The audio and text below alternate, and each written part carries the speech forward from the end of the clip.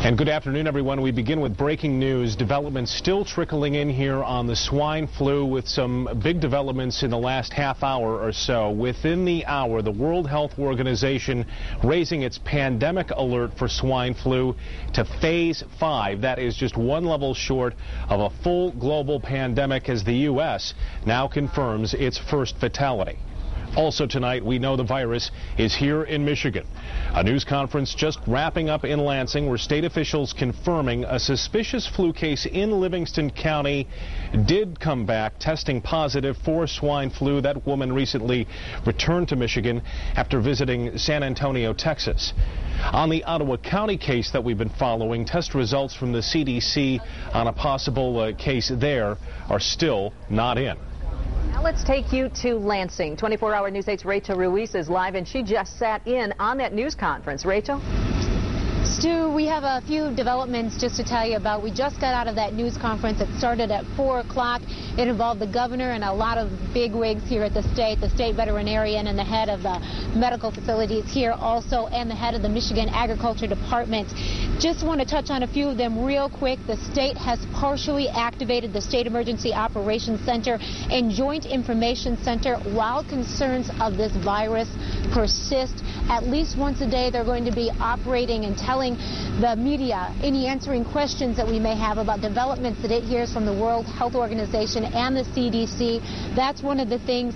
Another thing, from here on out, they're going to be referring to this as influenza A, H1N1. The head of the Michigan Agriculture Department saying it is important not to hurt the pork industry and to be more accurate in referring to this virus as influenza A, H1N1. Also, as we referred to just a minute ago, talking about those confirmed cases, the first confirmed case in Michigan in Livingston County, also that second probable case in Ottawa County. Those are the only two cases that the state has sent to the CDC. They said they will be keeping us updated on the results of that Ottawa County case. Here's a little bit of what was discussed in this news conference today. You know, we want to take the temperature down. We are getting a lot of samples because we are encouraging those samples to be sent in. But only 2 so far have been sent on to the CDC, and only one of those right now, as of right now, is confirmed. I think what's caused a lot of the panic and a lot of the concern is what we hear coming out of Mexico. So far, most of the cases in the United States have been mild. The Centers for Disease Control changed the reference to the flu, and the reason is it's not really a virus that's that is active in swine at this point in time. It has elements. It's a virus that is composed of many elements, and there are elements that come from swine, but there's also avian elements and there are human elements. So the term swine flu is an inaccurate term, essentially, to describe it. We've been reaching out to all our partners in the local communities. Some of our health departments operate clinics, the community health centers, the federally qualified health centers, and other types of clinics. Certainly, there are places where people can be seen who do not have insurance. Of course, also, we're working on a daily basis to help people who are currently uninsured, if they qualify for any of our programs, get insured. So we're covering this in a variety of different ways.